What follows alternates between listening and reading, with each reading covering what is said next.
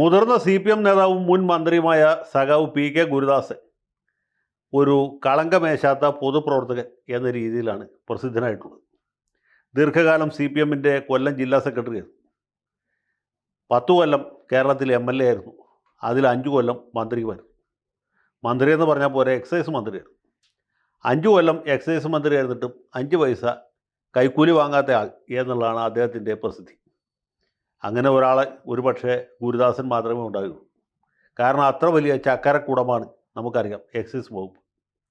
അങ്ങനെ എക്സൈസ് മന്ത്രിയായിരുന്നിട്ടും കൈക്കൂലി മേടിക്കാത്ത അദ്ദേഹം പിന്നീട് പാർട്ടിയുടെ ലീഡർഷിപ്പിൽ നിന്നൊക്കെ പ്രായപരിധിയെ തുടർന്ന് പുറത്താകുന്ന സമയത്ത് അദ്ദേഹത്തിന് താമസിക്കാൻ സ്വന്തമായിട്ട് ഒരു വീട് പോലും ഉണ്ടാക്കി.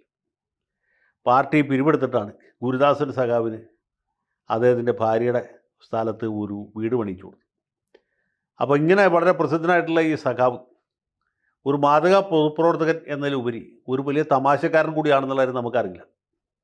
ഈ കഴിഞ്ഞ ദിവസം പത്രത്തിൽ ഇദ്ദേഹത്തിൻ്റെ ഒരു അഭിപ്രായ പ്രകടനം കണ്ടപ്പോഴാണ് സത്യം പറഞ്ഞാൽ ഈ സഖാവ് ഇത്ര വലിയ രസികനാണല്ലോ, ഇത്ര വലിയ തമാശക്കാരനാണല്ലോ, നമ്മൾ വിചാരിച്ച പോലത്തെ ഒരാളെ അല്ലല്ലോ ഇദ്ദേഹം എന്നും എനിക്ക് മനസ്സിലായി. ഒരു പക്ഷേ നിങ്ങൾക്കും അത് തോന്നിക്കാണും എന്ന് ഞാൻ വിചാരിക്കും. സഖാവ് പറഞ്ഞ അഭിപ്രായം വളരെ പ്രസക്തമാണ്.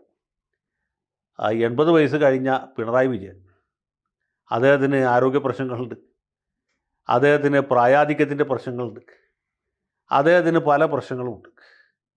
അദ്ദേഹം ഇനിയും പാർട്ടിയുടെ അതുപോലെ സർക്കാരിൻ്റെയൊക്കെ തലപ്പത്ത് വളരെ ബുദ്ധിമുട്ടി ത്യാഗം സഹിച്ച് തുടരണം എന്ന് വാശി പിടിക്കുന്നതിൽ കഥയില്ല.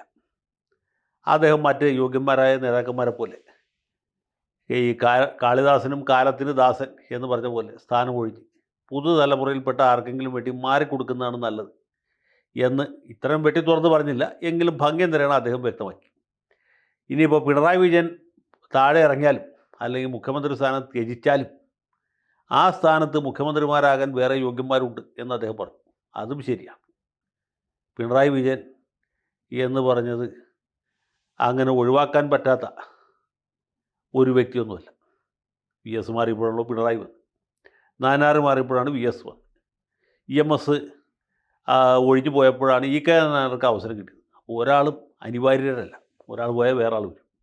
അപ്പോൾ പിണറായി വിജയൻ പോയാലും വേറെ ആൾ വരും. അതും ഗുരുദാസൻ പറഞ്ഞത് ശരിയാണ്. അത് പറഞ്ഞിട്ട് അദ്ദേഹം മുഖ്യമന്ത്രി സ്ഥാനത്തേക്ക് 3 ആളുടെ പേര് പറഞ്ഞു. ഒന്നാമത്തെ പേര് KN ബാലഗോപാലിൻ്റെയാണ്. KN ബാലഗോപാൽ നമ്മുടെ ധനകാര്യമന്ത്രിയാണ്. കുറച്ചു കാലം അദ്ദേഹം രാജ്യസഭാംഗമായിരുന്നു. 6 കൊല്ലം രാജ്യസഭയിൽ ഇരുന്നതാണ്. കഴിഞ്ഞ തെരഞ്ഞെടുപ്പിൽ പാർട്ടിക്ക് വലിയ സ്വാധീനമുള്ള കൊട്ടാരക്കര മണ്ഡലത്തിൽ മത്സരിച്ച് കയ്യും കാലിട്ട് അടിച്ചാണ് അദ്ദേഹം ജയിച്ചത്. ജയിച്ചതിന് ശേഷം അദ്ദേഹത്തിന് കിട്ടിയത് ധനകാര്യ വകുപ്പാണ്. ആ ധനകാര്യ വകുപ്പിൻ്റെ അന്ന് മുതൽ ഇന്ന് വരെയുള്ള പ്രവർത്തനം വെച്ച് നോക്കുമ്പോൾ കേരളത്തിൻ്റെ മുഖ്യമന്ത്രി വേറെ ആരായാലും KN ബാലഗോപാലായി പോകരുത് എന്ന് നമ്മൾ ഓരോരുത്തരും കർത്താവിനോട് അല്ലെങ്കിൽ അള്ളാഹുവിനോട് അല്ലെങ്കിൽ ദൈവത്തിനോട് ആരോട് വെച്ചാൽ അവരോട് പ്രാർത്ഥിച്ചു. യുക്തിവാദികൾ പോലും പ്രാർത്ഥിക്കും, പടച്ചോനെ ബാലഗോപാലിനെ മുഖ്യമന്ത്രിയാക്കല്ലേ, വേറെ എന്ത് പണിയും ചെയ്തു എന്ന്. അതാണ് ബാലഗോപാൽ. അപ്പോൾ ആ ബാലഗോപാലിൻ്റെ പേരാണ് ഗുരുദാസൻ സഖാവ് ഒന്നാമത്തായിട്ട് പറഞ്ഞത്. രണ്ടാമത്തായിട്ട് പറഞ്ഞ ആൾ മോശക്കാരനൊന്നുമില്ല. കേരളത്തിൻ്റെ വ്യവസായവൽക്കരണം ത്വരിതപ്പെടുത്താൻ ശ്രമിക്കുന്ന സഖാവ് P രാജീവാണ്. ബാലഗോപാലിന് ഇല്ലാത്തൊരു സവിശേഷത കൂടി ഇദ്ദേഹത്തിനുണ്ട്. ഏത് വ്യവസായ വകുപ്പിനെ ഭരിച്ചൊരു പരുവത്തിലാക്കിയതല്ല, അല്ലെങ്കിൽ ആഗോള നിക്ഷേപക ഉച്ചകോടി നടത്തിയതല്ല, അല്ലെങ്കിൽ ദുബായ് അബുദാബി ബേസ്ഡ് ആയിട്ടുള്ള ചില വ്യവസായികളുടെ തൊളി കൈയിട്ട് നടക്കുന്നു എന്നുള്ളതുമല്ല, അല്ലെങ്കിൽ ഇവിടെ കിഴക്കമ്പലത്തെ കിറ്റക്സ് പോലെയുള്ള സ്ഥാപനത്തിന് ഓടിച്ച് തെലങ്കാനയുടെ വ്യവസായവൽക്കരണം ത്വരിതപ്പെടുത്തിയതുമല്ല.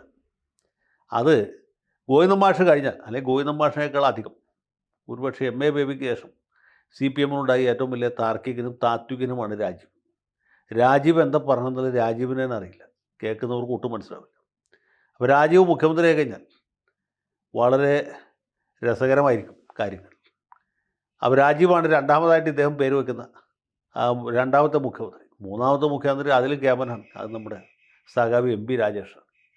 അത് ആ സഖാവിനെ പറ്റി ഞാൻ കൂടുതലൊന്നും പറയുന്നില്ല, നിങ്ങളെല്ലാവർക്കും അറിയാം. അപ്പോൾ ഈ 3 പേരിൽ ആര് മുഖ്യമന്ത്രി ആയാലും ഒരു കാര്യം ഉറപ്പാണ്, നമ്മളെല്ലാവരും പിണറായി വിജയൻ്റെ ആരാധകരായിട്ട് മാറും. പിണറായി സഖാവ് ഇതിലൊക്കെ എത്ര ഭേദമായിരുന്നു എന്ന് ആളുകൾ പറയാൻ തുടങ്ങും. ആ കാര്യത്തിൽ യാതൊരു സംശയമില്ല. ഞാൻ അതുകൊണ്ട് പറഞ്ഞു ഗുരുദാസൻ ഇത്ര വലിയ രസികനാണെന്നുള്ളത് ഇപ്പോഴാണ് മനസ്സിലായത്. പക്ഷേ ഗുരുദാസൻ്റെ യഥാർത്ഥ രസികത്വം ഇതൊന്നുമല്ല. അതെന്താ വെച്ചാൽ മുഖ്യമന്ത്രി സ്ഥാനത്തേക്ക് ഏറ്റവും കൂടുതൽ സാധ്യതയുള്ള ആളുടെ പേര് പുള്ളി പറഞ്ഞില്ല. അതാണ് പറയേണ്ടിയിരുന്നത്. അതാണ് പറഞ്ഞിരുന്നെങ്കിൽ ഇന്നിപ്പോൾ ഗുരുദാസിൻ്റെ വാക്കുകൾ കൊല്ലത്ത് നടക്കുന്ന സംസ്ഥാന സമ്മേളനത്തിൽ അലയടിക്കുമായിരുന്നു. ഗുരുദാസ് സഖാവ് പറഞ്ഞത് കേട്ടില്ലേ, അതാണ് നമ്മുടെ ചിന്താഗതി എന്ന ആളുകൾ പറഞ്ഞത്. അദ്ദേഹം പറയാതെ പോയ പേര്, അത് വളരെ പ്രധാനപ്പെട്ടൊരു പേരാണ്. നിങ്ങൾക്ക് എല്ലാവർക്കും ആ പേരറിയാം, ഞാൻ പ്രത്യേകം പറയേണ്ടതില്ല. ആ പേരാണ് പറഞ്ഞെങ്കിൽ പിണറായി വിജയൻ ഇദ്ദേഹത്തെ കെട്ടിപ്പിടിച്ച് ഉമ്മ വെച്ചാൽ ഗുരുദാസനായിട്ട് ഇതുവരെയുള്ള കംപ്ലീറ്റ് വിരോധവും തീർന്നതാണ്. ഈ പിണറായി വിജയനാണ് ഗുരുദാസിൻ്റെ പേര് വെട്ടിയിട്ട് നമ്മുടെ മുകേഷിനെ MLA സ്ഥാനത്തേക്ക് കൊണ്ടുവന്നത്. അതുകൊണ്ടൊരു ഗുണം കിട്ടി. പാർട്ടിക്കാർക്ക് ഇപ്പോൾ ഞാൻ ഏത് പാർട്ടിക്കാരാണെന്ന് വെച്ചാൽ ഞാൻ CPM കാരനാണെന്ന് പറയാൻ നാണാവുന്ന അവസ്ഥയിലേക്ക് കാര്യങ്ങളെത്തി. കാരണം മുകേഷ് ഇപ്പോൾ സ്ത്രീപീഡന കേസിൽ പ്രതിയായിട്ട് ഒളിവിലുമല്ല തെളിവിലുമല്ല നിൽക്കുന്ന സമയമാണ്. കൊല്ലത്ത് വെച്ച് സംസ്ഥാന സമ്മേളനം നടക്കുമ്പോൾ കണ്ടവരുണ്ടോ? മുകേഷ് MLA കണ്ടു കിട്ടുന്നവർ ഈ താഴെ കൊടുത്തിരിക്കുന്ന ഫോൺ നമ്പറിലോ അല്ലെങ്കിൽ മാർക്സിസ്റ്റ് പാർട്ടിയുടെ പോളയത്തോട്ടുള്ള ഓഫീസിലോ അറിയിക്കണം എന്നൊക്കെ പറഞ്ഞ് കുത്തുവങ്കരസുകാർ പോസ്റ്റ് ഒട്ടിക്കുന്ന അവസ്ഥയിലേക്ക് എത്തി. അതാണ് മുകേഷിൻ്റെ അവസ്ഥ. ആ മുകേഷിനെ കൊണ്ടുവരാൻ വേണ്ടിയിട്ടാണ്, അല്ലെങ്കിൽ ഗുരുദാസിനെ വെട്ടാൻ വേണ്ടിയിട്ടാണ് മുകേഷിനെ കൊണ്ടുവന്നത്, അല്ലെങ്കിൽ മുകേഷിനെ കൊണ്ടുവരാൻ വേണ്ടിയിട്ടാണ് ഗുരുദാസിനെ വെട്ടിയത്. അങ്ങനെയുള്ള ഗുരുദാസൻ മുഖ്യമന്ത്രി കേൾക്കാൻ ഏറ്റവും ആഗ്രഹിക്കുന്ന ഒരു പേരുണ്ട്, ആ പേര് പറഞ്ഞില്ല. അതിന് പകരം KN Balagopal, P Rajeev, MP Rajesh എന്നീ പേരുകൾ കൂടി പറഞ്ഞു. എൻ്റെ അഭിപ്രായത്തിൽ ആ VN വാസവൻ്റെയും സജി ചെറിയാൻ്റെ കൂടി പേര് പറയാറ്. കാരണം ഈ ആദ്യം പറഞ്ഞ 3 പേരേക്കാൾ ഭേദം ഈ ഞാൻ പറഞ്ഞ 2 പേരാണ്. അതുമല്ലെങ്കിൽ മുഖ്യമന്ത്രി കേൾക്കാൻ ഏറ്റവും ആഗ്രഹിക്കുന്ന പേരാണ്. ഇതൊന്നും പറയാഞ്ഞ ഗുരുദാസൻ സഖാവ് ഇത്ര വലിയ തമാശക്കാരനാണെന്ന് ഇപ്പോൾ മാത്രമാണ് മനസ്സിലാക്കിയത്.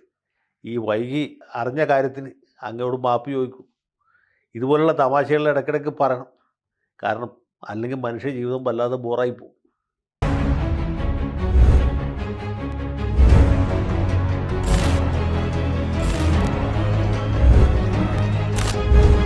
കൂടുതൽ വാർത്തകളും വിശേഷങ്ങളും നിങ്ങളിലേക്ക് എത്താൻ ABC മലയാളം സബ്സ്ക്രൈബ് ചെയ്യുക, ബെൽ ബട്ടണും അമർത്തുക.